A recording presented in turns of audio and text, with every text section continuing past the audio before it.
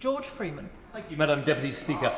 There is no more important issue for the country than the stubbornly low growth rate and the structural barriers to the growth, productivity, enterprise, innovation and investment which this country so desperately needs, and which in truth has defied successive governments since the coalition, and the political crisis that the Brexit of 2016 unleashed.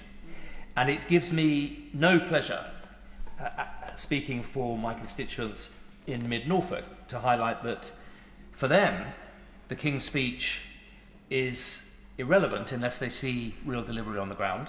And what is happening in mid-Norfolk at the moment is small businesses on whom we rely shedding jobs, disposable incomes falling, market towns and high streets like Dereham, Watton and Attleborough struggling, pubs closing, farmers going out of farming food to take the government's incentives to farm solar panels and commuter housing estates, and public services overwhelmed by rising demand from new housing and population, ageing population. And this is fueling a surge in political anger, which is what explains a lot of the results in the elections last week across Suffolk, Norfolk, the Fens of Cambridgeshire, Lincolnshire, rural deprivation and rural poverty, and the disproportionate impact of high energy prices on the rural economy. Every cup of coffee, every school book, every pencil, every lesson, every journey costs, take the Treasury figures, 20% more than in cities, and yet rural areas are underfunded. That is driving real anger. And they're based on real grievances. People are now paying European levels of tax for American levels of public services, and they're fed up.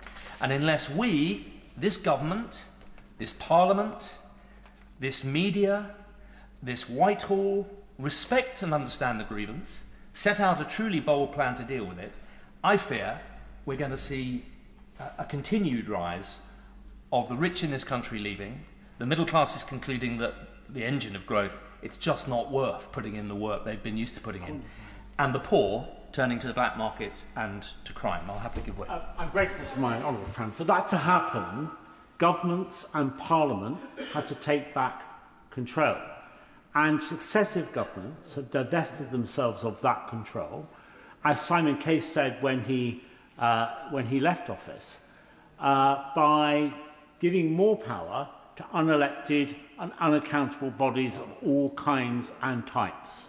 So government to act needs levers to pull to make the kind of difference he's described, and governments have less and less ability to do that, and yet the King's speech doesn't address that fundamental need for a change of direction.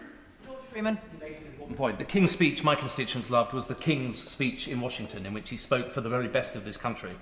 And the point I'm trying to make today is it is in all of our interests here. I say this as a friend of mainstream politics and democracy, that we tackle this challenge more boldly. And I welcome the speed with which newly elected Labour MPs have realised the scale and urgency of the problem of public and voter anger.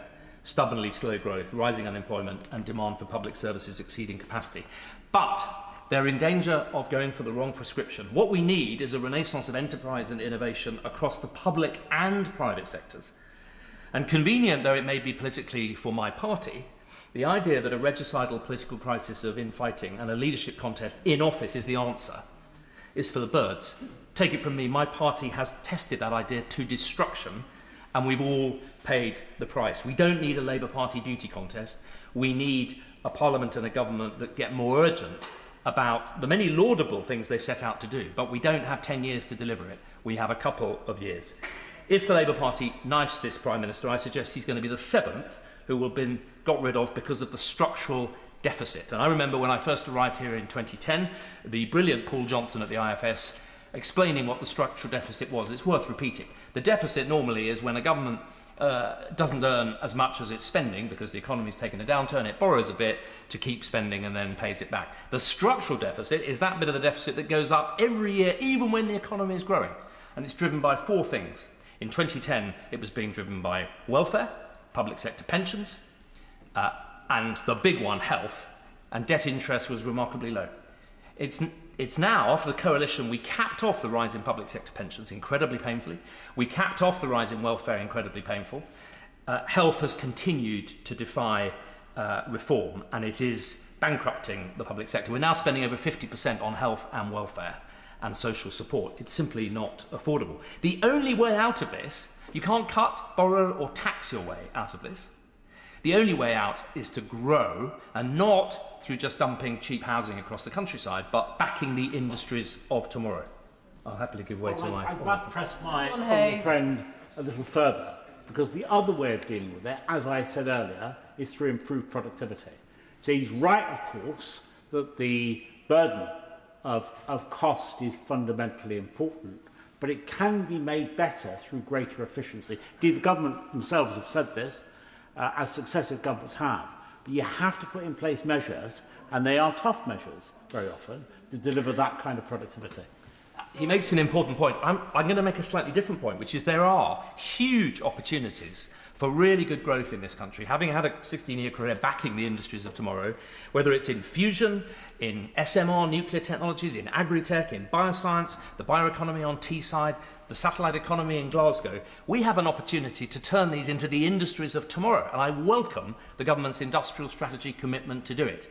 But it is at 50,000 feet. We need to drop down to some more tangible and bolder policies to back those industries. But I'm very proud, having come here, that the last government, I know the Secretary of State gave a tub-thumping speech about the 1980s, but the truth is we have made a lot of progress over the last 20 years. I was doing my work as Minister for Life Science, Minister for Agri-Tech and Minister for the Science and Technology, following in the footsteps of Paul Drayson and David Sainsbury. In life science, in fusion, in AI, in quantum, we have built an unbelievably competitive economy. But other countries are moving fast. Our competitors are more agile. We are terrible at adopting technology in the public services. Our scale-ups are not getting the finance they need in the city. Kate Bingham in the Times today is right. How do we unlock this? Well, I want to suggest my 10-point plan for renewal, and I support the government's ambition. I say this because if we, all of us, fail, the benches over here of pub populists promising everything will win, and we will see even deeper disillusionment. So I'm calling in this speech for one, real honesty of a 1979 scale about the scale of the emergency. Two, bold devolution to the people, cities, mayors that know how to do it better. Frankly, they couldn't do worse than Whitehall.